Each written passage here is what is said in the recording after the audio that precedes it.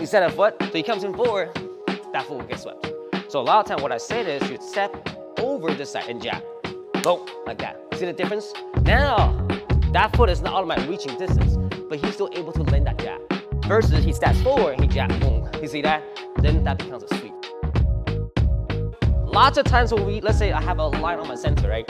What I see a lot is people do a jab, especially when you're trying to increase the distance when I step forward.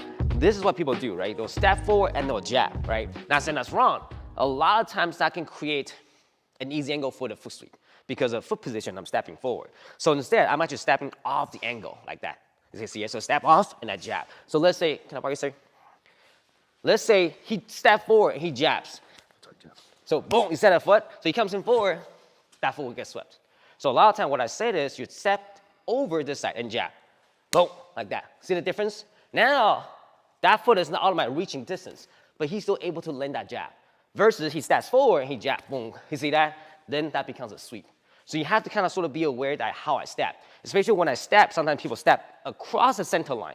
And that's gonna be a huge, mistake because then you're gonna get swept. So when I step forward, when I jab, I'm sort of moving my body off the angle. And when I jab, sometimes I'll let my pinky go slightly higher. Because if I kind of drop my hand like this, you wanna think about hitting with the two big knuckle right here. So the hand rotation is important. If I drop my hand like this, not only my shoulder drops, there's nothing covering my face.